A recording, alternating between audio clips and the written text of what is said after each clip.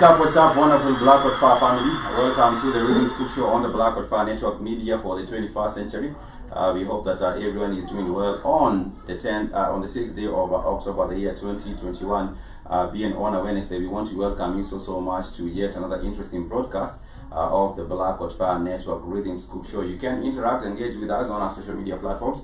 We are on Twitter, Blackwood Fire. You can also find us on Instagram, Blackwood Fire Network, as well as also on Twitter, Instagram, and Facebook, Blackwood Fire Network Radio Station.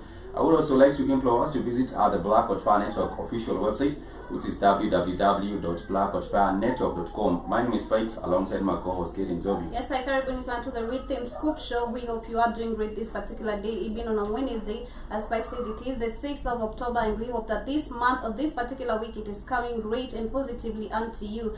We get to discuss about entertainment, art, and culture right here on the Rhythm Scoop Show on the Blackwood Fire Radio Media for the 21st century. In case you are joining us for the first time, karibu sana. Feel at home and feel free to engage with us. As Spike said, we are on our social media handles, that is on Facebook, on Twitter, also on Instagram. You can also get to call us in as you get to enjoy this particular amazing vibes. My name is Joby alongside Kate. Yes, karibuni sana to our show today, and I hope you're enjoying your day. I hope your day is going well. Ours is going well, and we're looking for an amazing show. My name is Kate. And of course, we are playing you a little bit of some music all the way from Jamaica. And we hope that we are also getting loud and clear in Jamaica. I want to share with us some of the popular Jamaican sayings, and these are equivalent to proverbs. And I do know that Jamaican people are taken from the continent of Africa, and therefore there will be a lot of similarities in even some of these sayings. In Swahili we do call them methali, all vit and awili. And I want to share with us a couple of them. There are actually 3 of them that actually stood out. One of them actually says, the older the moon, the brighter it shines. That is what they say. And that is equivalent to mean the older the person, the wise he or she is. Is it you saying it in the Jamaican way? Or is no, it's the way it's written. The older the moon, the brighter it shines. And that is what they say, the older the moon, the brighter it shines. It means that the older the person, the wiser he or she is. And we also do have another one which says, talk and taste your tongue. Which really means that think before you speak. You know, some people just want to go out there and speak recklessly without minding the impact of their words. But when a Jamaican tells you talk and taste your tongue, it simply means think before you speak. You know, you have to take your time and think on what you're telling people. You might be in the midst of other people and you are just giving them a story, but you're being reckless with your words. So that therefore means that you ought to think before you speak. The last one actually reads, every hoe have them stick a bush. And this means this is the equivalent of there is someone out there for every person. And the Jamaican pronunciation is really nice when they say every hoe have them stick a bush. It is nice. I love that. Really interesting. It reminds me of someone should read them out for us. Yeah, I wish someone was with us on the broadcast, maybe with our thing or two to also share with us when it comes to Jamaican words of wisdom, and maybe we'll be able to learn about those proverbs, or even where they are used mostly. Today we shall be discussing an important matter of agriculture, but before then I also wanted to give us a quick update of what is happening across the continent of Africa. There are both positive and negative news. Sometimes when you come reporting about the continent, you will find a lot of negativity going about, and people only want to report on the negative stories coming from the continent. But of course, there is also some positivity going around the continent. Early this week on Monday, there was a shutdown of the internet. Not really the shutdown of the internet, but there was Facebook, WhatsApp, and Instagram really not working, and there was an outage of the network. But what is happening right now in terms of you might rather consider this positive or negative news, is that Google is investing they actually invest in 1 billion, they actually invest in 1 billion US dollars, and that will go towards lifting Africa's internet access. In some areas, especially in the villages, you might not be able to have a proper internet connectivity. And of course, I have also seen not just Google, but even Facebook. Facebook had also invested some big amounts of money to go towards internet access for various communities, especially in rural Africa. There is the benefit, the merit, and the demerit of this, simply because once the area has actually been is able to access the internet, there might also be a lot of people getting, not really getting censored, but people can be able, the CIA, not the CIA really, but the government can be able to really find people, using the internet. It will be very, very easy for, I'm looking for that particular word where people are able to look over, the masses, but that one is really, really accessible. But I mean, if you have an area, for example, the villages, the internet are getting to those areas, there are benefits and there are demerits of this. One of the benefit is that people are actually much more online. They can be able to find information online, and of course on Google we do say that this generation can find information much more faster compared to previous generations, all previous generations put together that have come before us. Even when it comes to learning has become very, very much easier when you have these Google platforms. But we all know that these Google platforms are not locally owned, neither are they locally controlled, and therefore they might also be used for the wrong reasons. I don't know what your thoughts are on these the spread of internet access across the continent, Joby or Kate. I also saw the post, and the moment I saw it, I was like, maybe this is due to how the social medias were really affected. That is in terms of WhatsApp, which it is owned by Facebook, Instagram the same, and also Facebook itself. So Facebook itself taking them, the how do I say, the responsibilities of uplifting the other social media handles. It is quite clear that they are not even responsible of doing it, but which is not an effect, and like in a negative way, considering Google coming up and bringing up the solution, like coming up with a solution, especially to the African continent. The major issue is, we were saying some time back, we African, or rather the African continent, we should improvise in our, having our own energy, and also coming up with ways of improving our own internet. But the moment Google takes over, we know it's not owned by any African person, or rather any African leader. So it is quite. They might not have control over us. Yeah, sometimes you have seen these social media getting shut. For example, in Nigeria. But if you ask me about internet connectivity, we should also look into how we can have our own systems right now that we can own and we can control. It is quite clear that we might also have some limitations. We might be limited to do some stuff, or maybe be limited in a way how we can, the same way maybe if it was invested, rather it was from Africa itself, I will be able and free to use the internet despite it being controlled by the Google. For me, I think it's quite an advantage and a disadvantage. Yeah, it is an advantage and at the same time a disadvantage, because those people will have control over us, like the way the WhatsApp and Facebook and Instagram went down on the other day. Like nobody could access the social media, so those people had control over us. Whomever was controlling the media had control over us. So it is an advantage, and at the same time it is a disadvantage. For me, I think Google investing in the continent of Africa really, yes, I also agree with Kate, is really an advantage and a disadvantage. For one, I do say the disadvantage in terms of surveillance. That is the word I was looking for. You will find a lot of surveillance going on. People can be able to find out what is happening in these communities, what are they looking for on the internet, and after surveillance, there will also be moves to counter these kinds of things that are going on, the communication going on among the different people in the community. So to that extent, I would say it's not really a good move, but when it comes to people getting opportunities digitally, I think that would be nice, and perhaps we should also look into ways of having control over these, or even making our own system that we do have a control over as the African continent. I have seen time and again, for example, when we did have the launching of what do we call these the satellites that was launched for Kenya, I think the Chinese did it. The Chinese government have control, and they can manipulate even the data that is being collected by these satellites that have been launched, because Kenya, we are not big in terms of innovation. We do not have our own satellites. We do not have even the technology to go and put out the satellites up there. But we have seen Kenya, Rwanda, I think even Egypt and Ethiopia, they have had satellites are being put out there, and these satellites are also supposed to help innovation in these countries. But if you look at the control over these satellites, the governments there do not really have full control. The Chinese do have the control over these satellites, and therefore that also does not augur very, very well. Apart from that, I just want to highlight also what has been happening with Mozambique. Of course, in Mozambique, there has been the Al-Shabaab, the militants, the Islamic militants that have attacked the place known as Cabo Delgado in Mozambique. But there has been an extension of this mission to go and make sure that there is a safety in this area, and therefore what is happening is that the SADC, which is the Southern African Development Corporation, they have agreed to extend the Mozambique mission so that they can make sure that they loot out all these Islamic militant elements from Mozambique.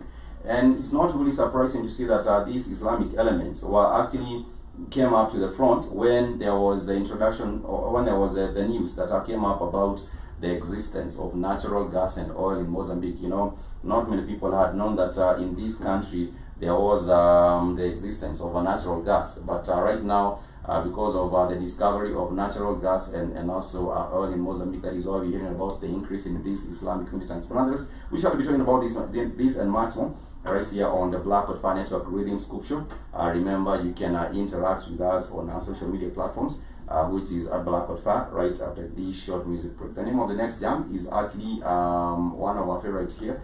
It's known as Bypass by Savara. We shall be right back after this music break.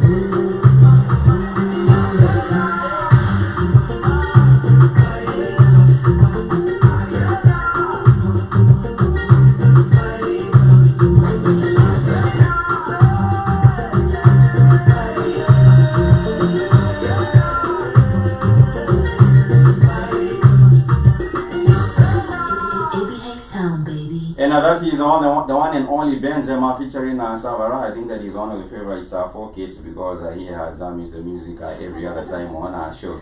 But nonetheless, we were discussing about the important issue of the SADC extension of its mission in in Mozambique. I don't know, maybe what your thoughts are. Should they continue providing security, these security forces to fight the Islamic militants? Jovi? I think so, because we've seen the attacks, like, considering, like, or rather comparing with Kenya, we've seen the attacks of how the Al-Shabaab, they come with so much force, and it is really, like, ensuring, or rather, like, it makes people, other citizens, to lack peace. So and also some of them have been displaced. Exactly, yeah, because you find most of the people will run from other countries trying to find peace. You're going to run from maybe another neighboring country to find peace. So I think for Mozambique is really doing a great job, and they should also continue doing whatever they are doing to ensure the citizens of that particular place, they are safe. What I have seen happening is that there has been also some other forces, for example, in other countries, the Central African Republic, also the Chad. They have been even in Nigeria, I think there have been some foreign militaries, mercenaries that have been involved in fighting the Islamic militants. I think the SADC, which is Southern African Development Corporation, it's a good thing that they are having the military force in Mozambique, and they have stood by the people of Mozambique to help them continue fighting, which is really something positive to be said out of that. And I do see some comments from General Mosquito, I think also Keith as well. Thank you for joining us on the broadcast. I hope that you are doing well. Let me also get try to call Keith and also get his input regarding this particular matter of the SADC as well. See if what he thinks on this particular matter. I think also Nigeria should take the same move, because we've seen the matters of insecurities in Nigeria, that the abductors, or rather the kidnappers, that have been ensuring that Nigerian people have been lacking peace for the longest time. I think that is quite the move that they should also take, because you need help. It comes to a point where if the situation is way beyond you, way beyond your government, you should also come up with, cooperate with other different countries, other African countries, borrow ideas, and ensure that citizens are at peace. But I think for Nigeria, when they were trying to fight the Islamic militants, they go out and they expose their own plans, because they say we are putting in $2 billion towards the fighting of the Islamic militants. We shall do this and that. How do you go and tell your enemy what you want to do with on the public? Using because the enemy are their spies. That's why. Come on. Because we know. You know that the terrorism in Nigeria is sponsored by the Buhari government. Come on. Let's not play stupid. We don't know. And then let's not play stupid that the people down in Mozambique are not sponsored by the Europeans. There was no terrorism in Africa until we get the Europeans. You mean to say, Keith, you mean to say that the abduction of kids in Nigeria is also being conducted by the government? Because that is really crazy. Yeah, let me explain something to you, Joe. How Nigeria was set up. See, that's why the history is very important. So when the British left Nigeria, they left the Islamists in charge of the country. The bottom south of the country is Christian. But they could, even though they made them Christians, the Islamics were more willing to do the British bidding. So if I allow the Islamists to stay in power, I don't care about African people getting murdered and everything, Joby. I don't care about that. I care about the money coming from Africa to me. So if he kill you, I don't care about them killing you. Understand? The jihadists in Africa have been on a tear before the Christian got there to convert the African to this religion. So right now you still got the jihadists that are in Nigeria fighting the African Christians that are there, or even the other people that might be just doing the native religion in Nigeria, because those people that are kidnapping are the Fulani houses. The Fulani houses control the country, Joby. So, but right now what they are doing, Kid, is that they are also putting on a show, because they are saying that the police have arrested 20 suspected armed kidnappers. That is what the Nigerian police, they are saying that they have arrested. And also, Spike, but why do the Igbo and the Yoruba now say they want to now get rid of Nigeria? Because they know that it's the housing Fulani that are the ones kidnapping children. They're the ones that are doing being backed by the British or the French. They know that. That's why they formed Biafra, 40 years ago, they wanted out of the made-up country called Nigeria. They know the British created Nigeria, and they wanted out of it. That was in the 1960s, late 1960s, between 1960s and also between around 1967. And who do you think funded the house? Supposedly, and then now, check out. They told you got the Christian religion, right? But did the Christians of Britain and Paul, did they back Biafra? No. They were back the Islamic houses because that's where the money was siphoned out of the country to the British. But about no Christianity. Oh, these are my Christian brothers. But I understand. Nah, damn that.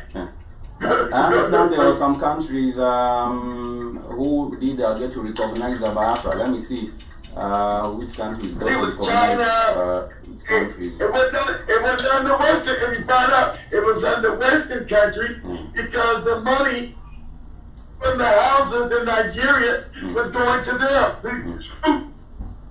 Who recognized the Biafra spikes? I'm interested to know too. No, they're saying Biafra was formally recognized by Gabon, Haiti, Ivory Coast, Tanzania, and Zambia. Haiti again. Haiti again. And Haiti again. Standing for African people. Haiti again. On the right side of history. And Tanzania. I didn't even know that. Tanzania, it was recognized. Tanzania always stands on the right side of history. Always.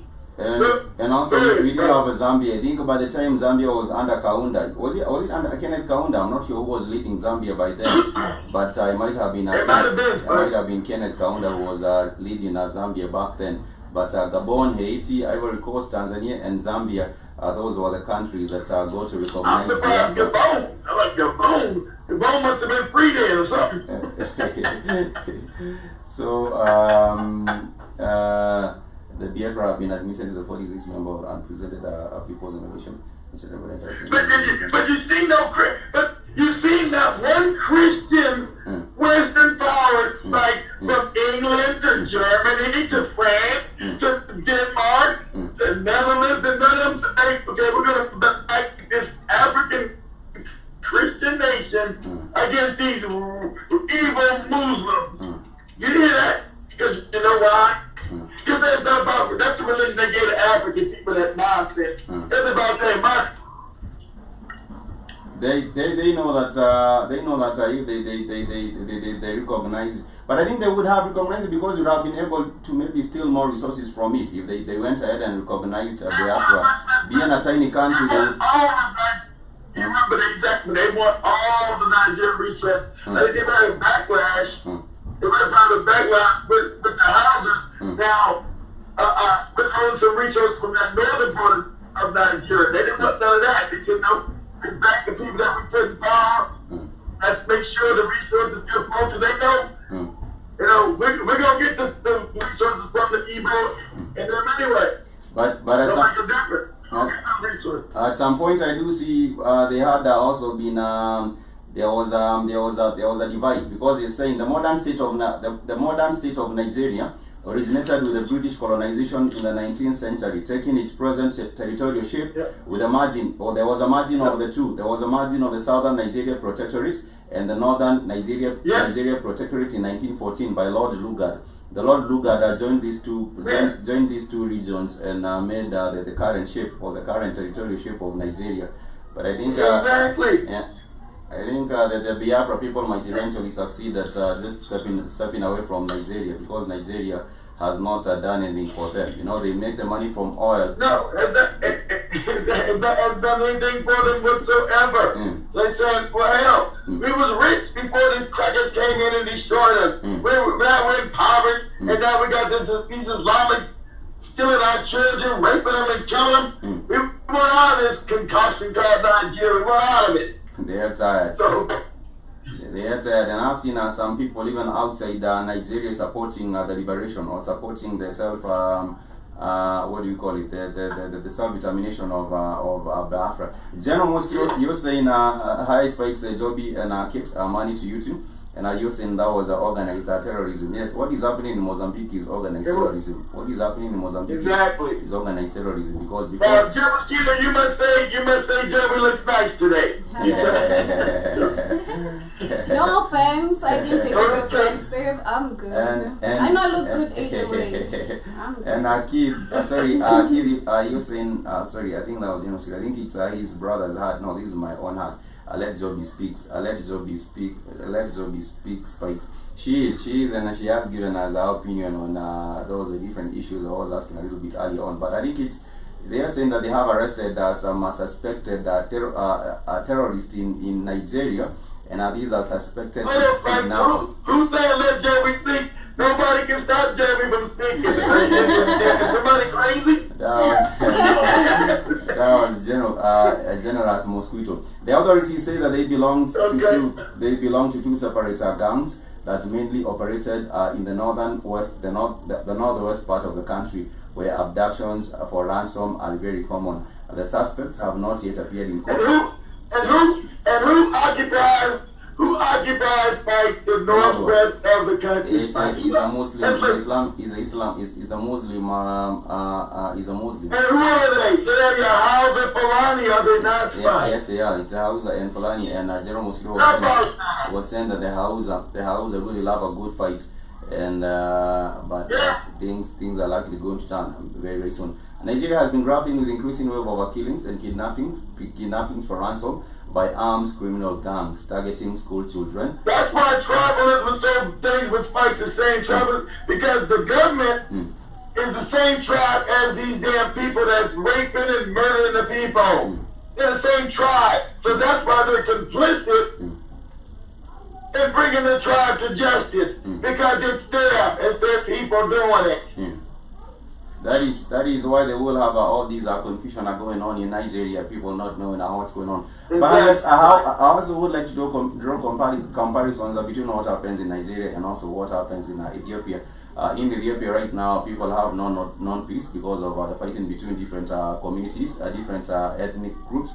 We did have the Oromia, we do have the Tigrinya, and also the government also pitching these different communities amongst each other. But right now, as it is, we talked about the swearing in of the president. His name is Abiy Ahmed, and he's the prime minister. The prime minister of Ethiopia, he's known as Abiy Ahmed, who has been sworn in for a second time. He won the peace prize. He won the peace prize, and I was just asking myself, who voted him back in? Because there was an election which was conducted in shambles. It was a whole lot of irregularities with that, and this is typical for most elections on the continent of Africa.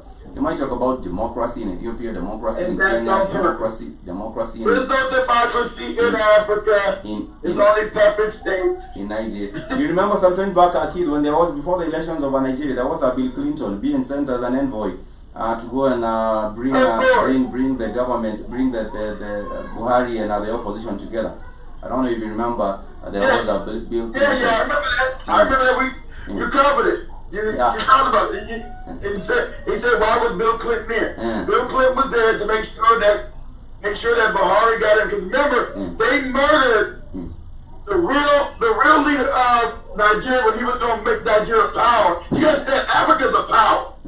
All the money's in Africa. So you had that one leader in Nigeria that they murdered. What was his name, Spikes? They poisoned his ass. What was the leader before Buhari that died in office, Spikes? Look that up. Let me just confirm the name. I can't really remember the name. Let me just confirm the name. Yeah, remember, I know we said the name, but he said, when Nigeria becomes a power, Africa's going to become a power. We're going to make Nigeria a power. And if Nigeria's a power, we'll force all of Africa to become a power again. They said, hell no.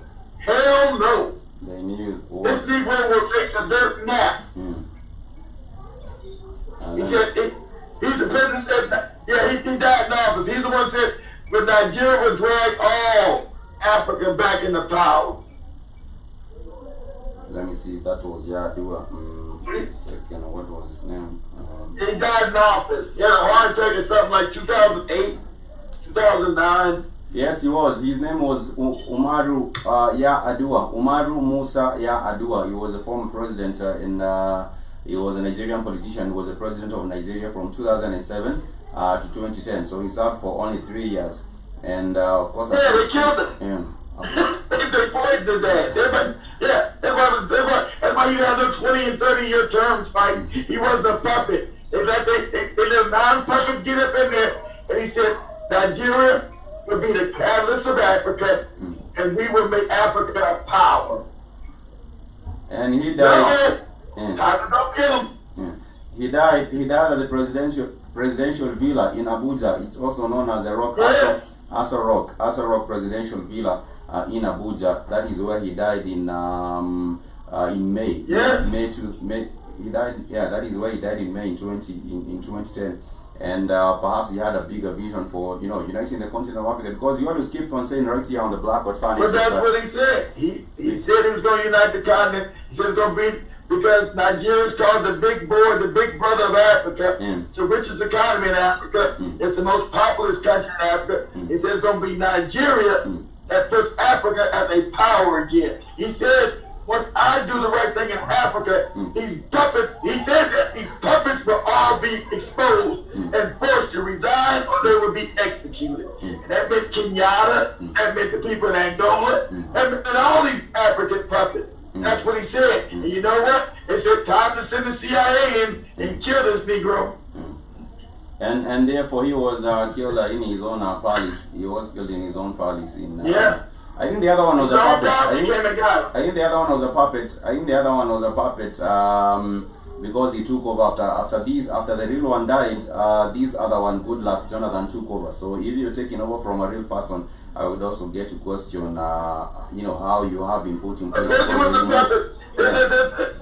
rest of the people that was in there after that, a puppet. And that's why they killed them. You're talking about this, I told you. The scariest thing, ever got Nigeria act together. Ever got Nigeria act together. Ever turn Africa around. Have you ever got the Nigerian mind right? It's a danger to the world. And I do think that also at the end of the day, people need to ask themselves what kind of a leaders that they do have. What kind of a leaders that they do have, and look at the interest of these particular people. What interest that these people do have for their own countries. Good luck, Jonathan. I would say that good luck, Jonathan really was a puppet from the kind of the quotes that things that he have been quoted, and also the side of our history that he keeps on falling. He keeps on falling on the wrong side of our history.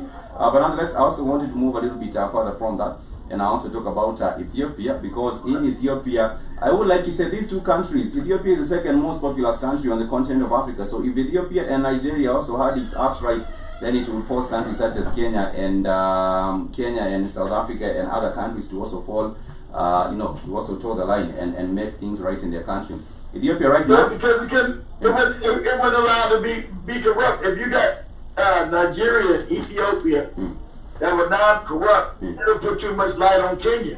Kenya was not allowed to be corrupt. Either, hey, what's going on? Why is Kenya still corrupt? You're like, trying to overthrow these governments. Because, like, what has happened is that in Ethiopia, the Prime Minister has given 3 ministerial positions to the opposition parties.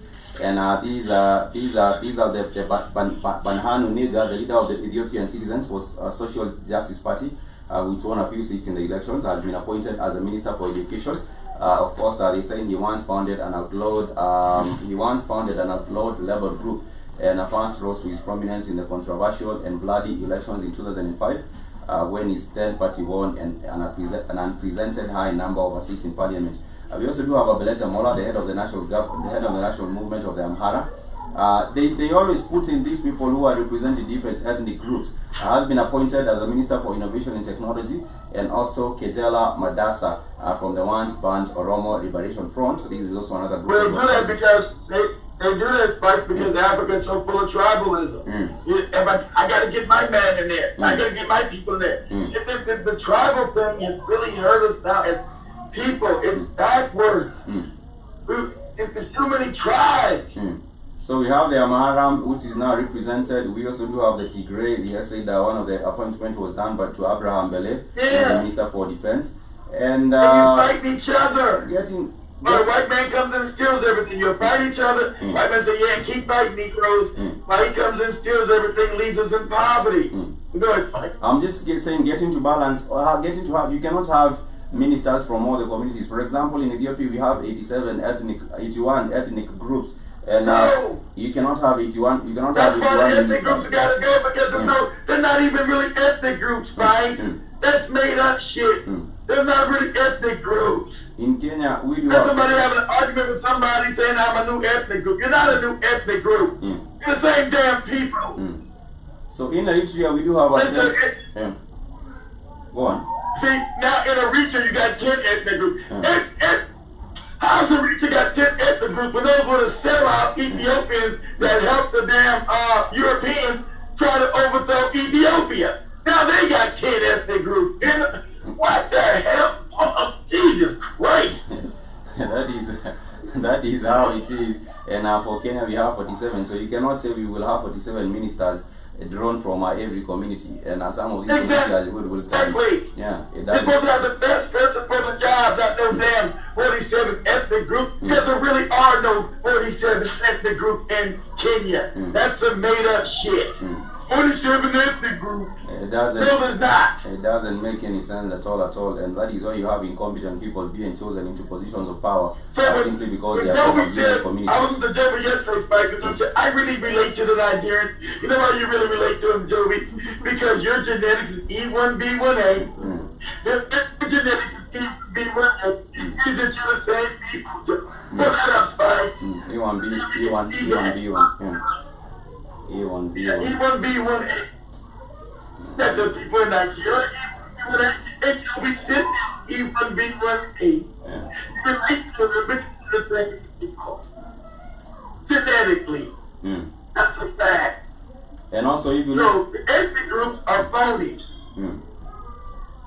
I wanted to share an image of the virtual. I was not able to share these are the white DNA haplogroups, which is the E1B1. Yeah, I'm gonna Spike's remind me, we gotta get a little screen to put up there in the back. We gotta get one from Jamia or whatever that thing is called. We gotta get We'll also a get a TV screen to Chromecast. put up in the back so we can Yeah, we can also get a Chromecast. because- We can also get a Chromecast.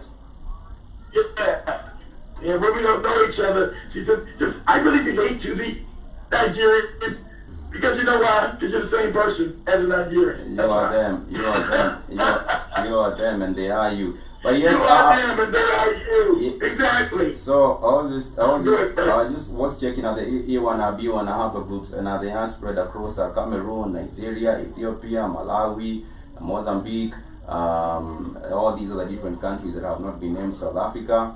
So it's just the same people. If you go to E1, E1, B1, the E1, B1. Yes, you're the same people. Yeah. Yes, sadly enough, you're the same people. So when I see you guys in South Africa and Katie and Joey meet South Africans, hate to tell you, they're the same people as you. Sorry. The only problem would be Joby speaking Swahili to them, and that might be a problem.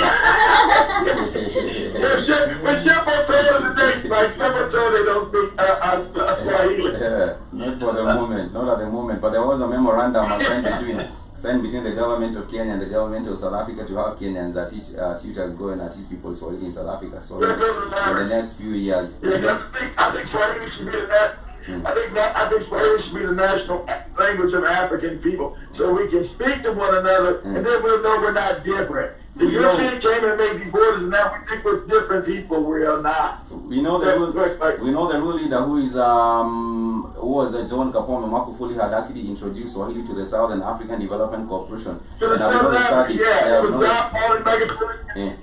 Yeah, it was him who went to South Africa. He went to the said we gotta speak Swahili. We gotta have one African tongue. Shout out to Tanzania, always leading the way.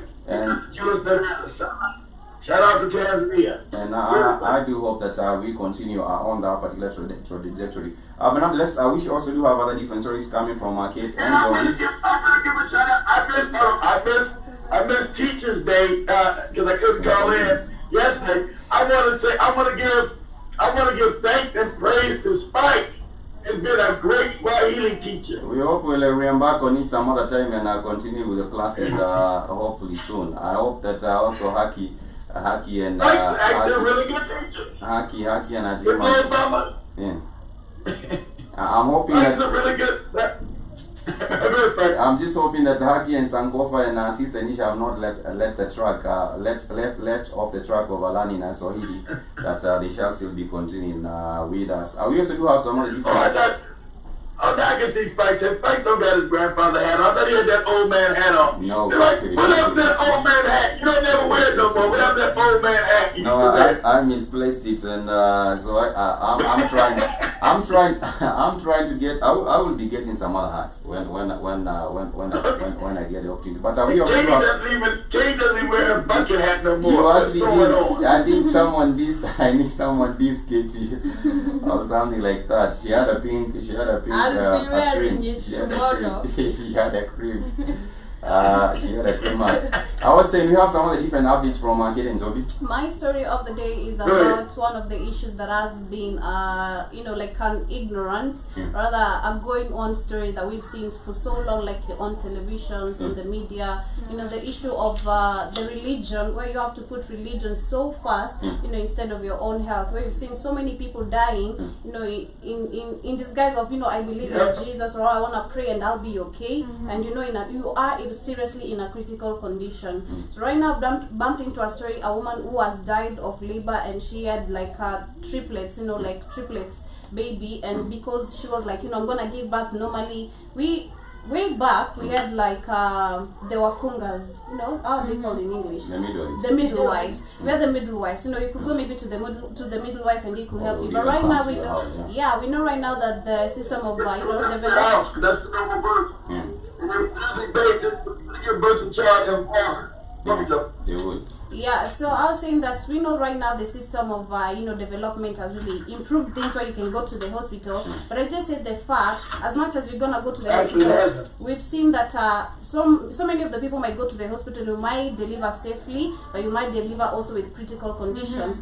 Your baby might be stolen, or you might also have your baby. But the worst issue is you putting the faith, like I'm gonna pray and I'll deliver safely, being ignorant, then you end up losing your life. Are you talking about people who say they will not be going to hospital because they are praying, and even if they have to die, let them die? Sometimes I find it to be ignorant and also not really nonsensical, because if you suffer, but not if they're but not if they actually knew African tradition. You didn't have a hospital. If Africans knew how to birth again, midwife is actually the best way of birth. You birth the child in water. That came from Africa. So it puts less stress on the woman. And the child is already in water inside the woman's womb. That's water. So afterwards, when you birth the child in water, the child is less stressful, and the woman's less stressful. They don't do that in the hospital. I know that there are different proponents of home birth, and I think I have a couple of people, especially in the Black Fan talk on that. I think what we have Mr. X was talking about home birth and home having the woman or the mother deliver at home. But I was just saying there are people who are really some of them are nonsensical, because if you're actually ailing and there is some, you can get help. You'd rather just get help instead of saying, I will pray. Yeah, I'm not trying to be foolish. Some people say, you might be, for example, you might be out there somewhere and you have succumbed to maybe a gun wound or something, and then you're saying you will not get treated because you simply want to pray. You want to pray. You want to pray. You want to pray so that your Jesus will come and touch you and heal you and heal you. That will be something nonsensical. There are people who believe that they should not go to the hospital. I've had people like that. Because they remember there was a time a certain young boy he played with a dog which had rabies. Then he was beaten. Then their parents they didn't take the kid to the hospital because they believed that they shouldn't go to the hospital. They shouldn't take the medicine. So the boy just died, and when he died, they don't even take the body to the mortuary. They sleep with it until the day of burying it. Those people, there are people who believe. I think that is religion, how you see people's religion damage in people's minds. If you can get help and you have been beaten, or For example, you have been bitten by a poisonous snake, and you should be getting what do you call these things that they inject you with. You have venom. They inject you with the blood of Jesus, Mike. No, I'm saying sometimes they take the venom and they use it to kill you like an antidote or something. But you might find anti-venom shot. Yeah, the anti-venom. They got anti-venom. Yeah. The anti-venom. If the anti-venom shot has a chance, it can help you survive, then why would you not get the anti-venom shot? Yeah. You know, people will now say no. Because the blood of Jesus is better. That's why. And I think this is not only in Africa. This is not only in Africa. You know, you get. It's not only in Africa. You get it. Yeah, it's global. Ah, it's only in Africa. It's global. Really? It's global. Yeah, you'll find people doing might those be kind of global. places. No, it's not, Joe. It's not in Africa. You're saying that you got African people everywhere. You'll find African people do that in the Caribbean, some in America, some down in South America, like Brazil. People who are over You got a the big regions. African population. Brazil, you got in Kenya, in Colombia. So, you know, a lot of people selling up will do that. That's the ignorance of religion. Hey, it's just. If I trust in the Lord, the snake bite would not They will not harm you. Some people even want to put themselves in harm's way because they want to test that the Jesus is working. So they will put themselves in harm's way and then take the darkness. Like there was a pastor, there was a certain pastor, and he lost his wife. So he didn't want to bury his wife's body. He kept it in his house, and he was sleeping next to it, praying every day that she wakes up and that she resurrects. And I was like, oh. That's crazy. But Then the that's body nuts. starts stinking, That's then nuts. people gonna come and accuse me patients particular kind He of was a even nuts caught and in prison. That's right. That's like That's nuts. And those are the people we are calling religious leaders. Sometimes I think I don't know. It might be mental problems that people do have, and they also need help at the end of the day. So why would you be doing something like that if you're not? If you're well upstairs, it means that you would use your mind. But you would. Yeah, you might have a loose nut kid. That is why you would be doing that, or maybe you have. But I know that is one of the things that people will do if they are in a cult, because you know in cults you're told that this is what you do in a cult, and this is the result you expect, and then is a whole lot of a brainwashing. So if someone was in a cult, like I have had people in a different cults in Nigeria, even in Kenya, where people also do sacrifice their own children because they have been told that if you sacrifice your own children, you might get the world or you might get this and that. Yeah. Because I think that maybe might have been a person in a cult. You know, someone doing that kind of act might have been a person in a cult. Well, they do that because they're starting religion. Those are religious culture. Listen, the creator of everything doesn't need a sacrifice from you. It's everything. It's created everything. So you could not give it anything that it doesn't have. It created everything. That's why you know your religion, your church is a lie. You don't drink anybody's blood and sacrifice. Some sacrifice. Jesus sacrificed himself for sin. Y'all wouldn't need no sacrifice. It's everything. There's no sacrifice from you. You moron. I'm no moron. That is what happens with the moron and her Joby. Of course, remember she's not that. I love when Joby said, I'm not the moron. She is not a moron. But nonetheless, for today, family, I just wanted to highlight something that has been going on in Africa for a minute. And of course, that has to do with the matter of over-reliance on agriculture. And this has actually rendered people in a cyclical poverty, because in agriculture, sometimes the harvest is not any good. Sometimes you will find people also, you know, the rain not showing up, and therefore people have sort of relied. For example, for people who do get to farm coffee, you will find sometimes the yield is very, very poor, and also the prices for the commodity is also not any good. And you will find also people in the tea sector, people who are farming tea, or people who are farming cotton, or people who are farming sisal.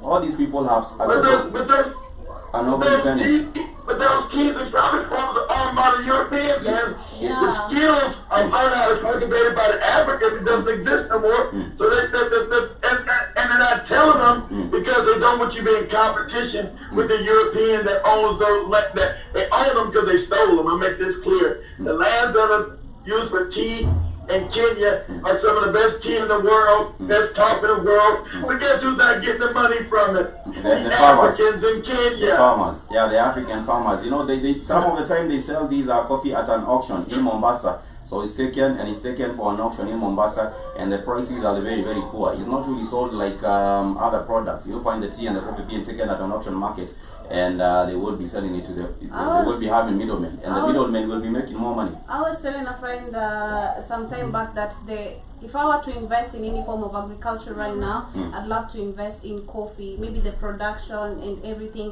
But he went ahead and told me you wouldn't even make it, you wouldn't even go far, because the moment they realize that you have a big farm that is producing some good coffee, they come and challenge you mentally. They give you the money, but you never see the products ever again. That is how you lose the business. No, they will sabotage your business because they're going to try to come and kill you, Joey. Yeah. They're going to try to come and kill you. For the love of coffee I have, I was saying that is what I really love. So what they do is that we do have a lot of cash crops right here on the continent of Africa. These include cocoa, we do have palm oil, we do have cashew nuts, we do have rubber, we do have tobacco. You do have like everything. Yeah, we do have almost everything. We do have cotton, we do have sugar cane, like I say, coffee, tea, sisal. All these are different things that people can farm. But there is some continued form of slavery where the labor, you are not getting value. You're not getting value for the labor. You find your family having, you are brought up in a family that is a family from a family background which is of farmers, people who are farming coffee, and then for you go into the same field and you become a coffee farmer. You take over from your father or you take over from your mother, and after that you will not even plant new plants. You might still continue harvesting from the old same old coffee plants, and then the yield goes down.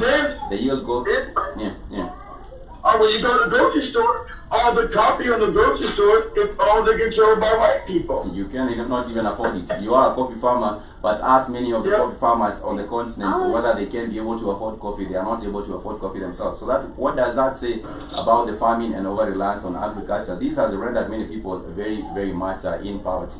Yeah, I was thinking of because I think my grandpa, my dad's mom, my dad's mom, yeah, where I really come from, like from my mom's side, my grandpa, he really had a very large farm of coffee. So when we coming up with the idea and saying like, I'd love to go back there and see how the whole thing is really going, because I could smell the coffee, it really smelled, and that is when I loved coffee. But I was like, if I go back there, maybe due to people coming to the rural areas discovering this particular kind of production, the same way I saw it. Do they still own it, Jovi? Sorry? They still own it. They still own it? They still own it. I don't know. That is what I wanted to go sometime back then and go to confirm, because it was really a large farm of coffee and I wanted to see what I really can do. I reinvest in any way about it, but I don't know. I just lose hope from the moment I was told, if you come up with this particular kind of production, then you take it. You don't hope. Then you take it. When you look at the cartels and the matter of how the system really is working, you're like, how is it that you're gonna transport? Coming to Nairobi, bringing it to because the Europeans have set it up that way to make sure they make sure you stay in poverty and they stay rich. As I told Kate, he said, where's the revolution gonna start? It's gonna start from you guys. The European is not gonna say, hey, I'm gonna let these Africans get the stuff back that I stole from them. They will not be giving it without a fight. But I was just saying that in terms of percentages, you realize that overall, in the Horn of Africa, the African continent contains a population of about 626 million, and 3.84 million, or 61%, are farmers. So this makes it about 61% of the farmers.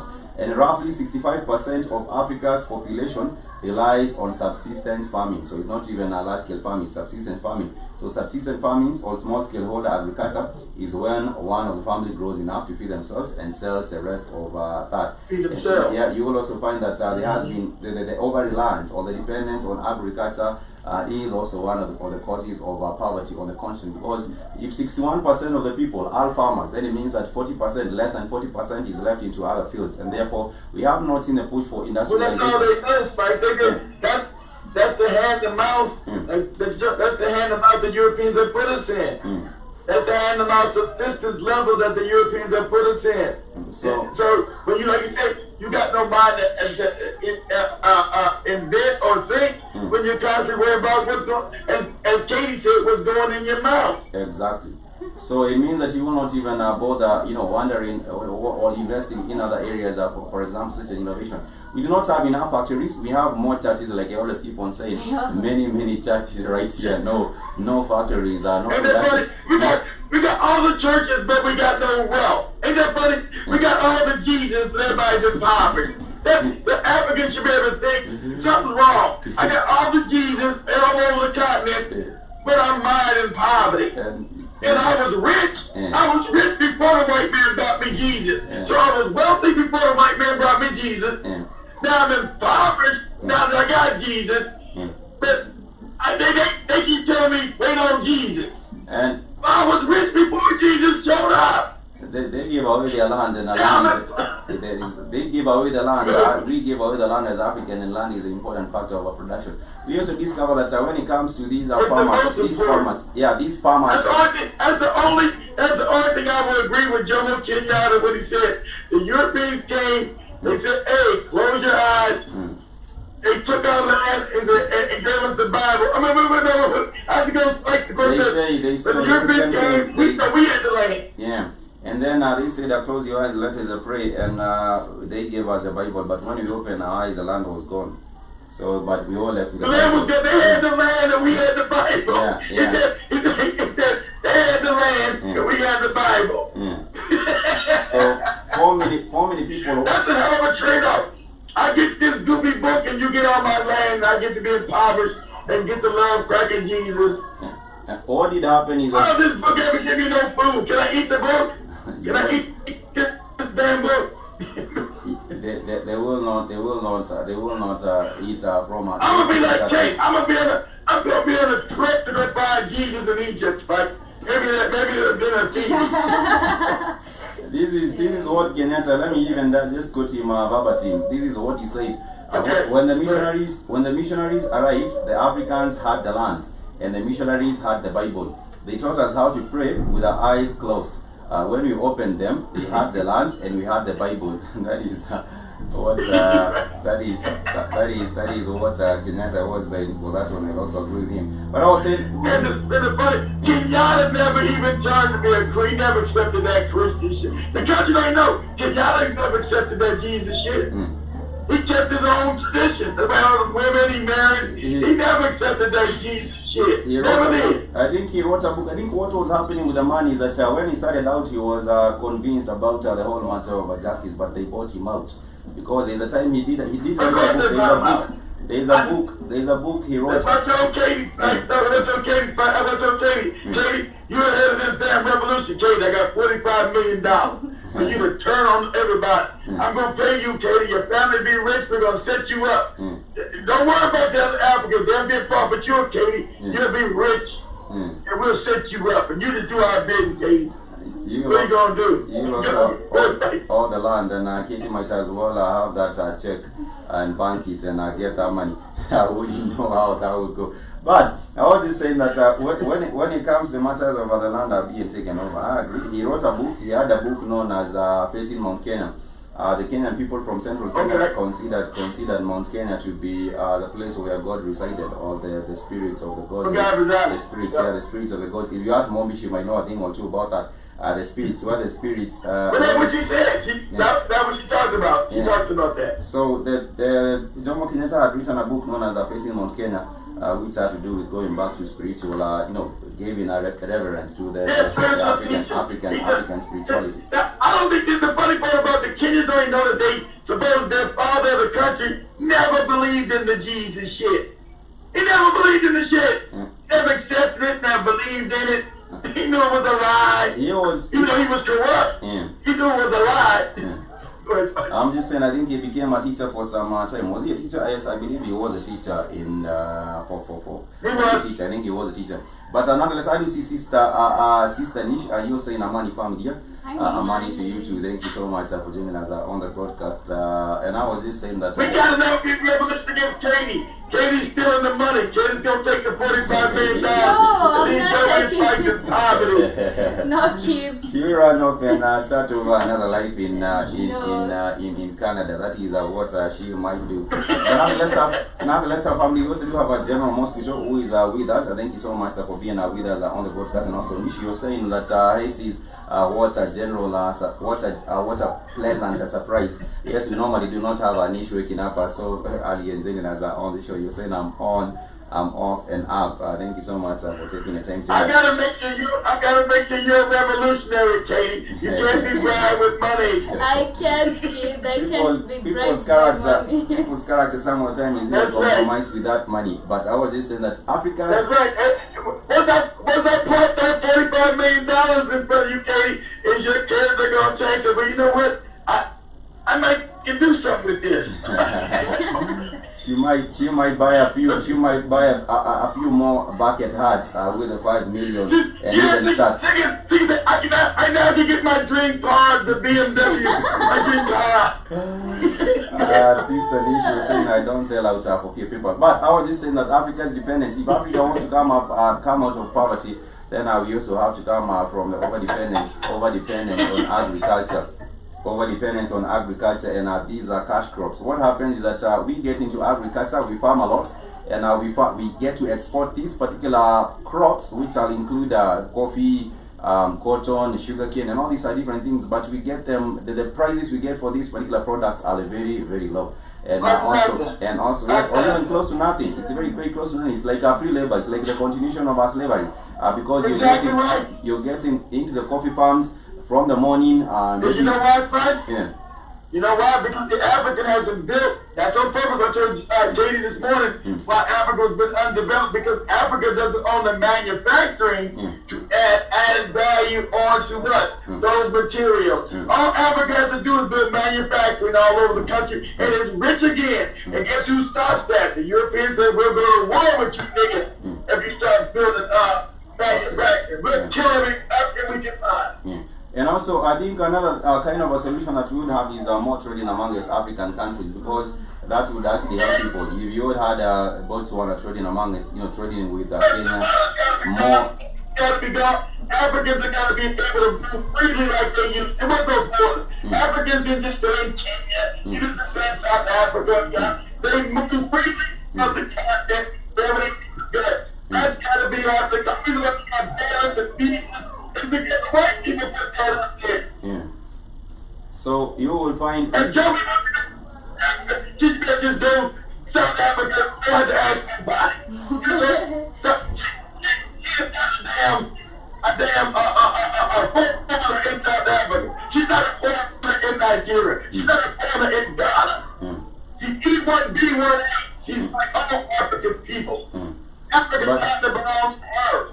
I think you're breaking up a little bit, maybe it sound that is a bit but I was just saying that the agriculture sector is a backbone of the economy in Kenya. For example, it contributes to 33% of the domestic product. The agriculture employs more than 40% of the total population and 70% of the rural population. If you go into the rural, they don't get the majority of the money. If you go into the rural, let's do like we did in Namibia. We know 70% of that land is owned by white people, and that's who owns the majority of the land in Kenya. Let me see. I already know what it is. I already know it's white people, but let's just see. Because the Africans not getting the majority of the money for the Kenyan land, which is pristine. I think it's owned by the Kenyatta family, and I think he might be doing it for the white people. They say the that's the name. That's the name they put on there in the sky. They know it's the Europeans. The Europeans put their ass in power. So most likely he's the front man for the Europeans. The Europeans don't own it. The Kenyatta family. How the Kenyatta family own most of Kenya? And they didn't have no damn money. How they get them? They didn't have any money. They did. The Kenyatta's family. They had no money when they brought it up. They were broke. Now they own all the land. The Kenyatta's family owns most of the land in Kenya, but I'm sure, yes, when before these independence, we will not have them owning. Remember, we know Lord Delamere was getting Kenyatta into power and giving them land. So that's just the front name that he owns because they didn't have any money. The Kenyatta family was not wealthy, Spikes. So there's no way they could own, see, let's connect the dots, no way they could own all the land in Kenya because the British gave them and they used them as the front people to give that land back to the Europeans, to get that money and the land back to them. Because Kenyatta family was broke, impoverished. They were impoverished. They didn't have no money to back to. They wouldn't have been able to afford all that land across the country. And we are almost running out. We are almost running out, but I see Sister Michelle Elzebea, you're joining us, you're saying hi. Hello to you too. And we were saying that before. Thanks for the contribution. I gotta make sure it always has clean socks and the girls have nice dresses.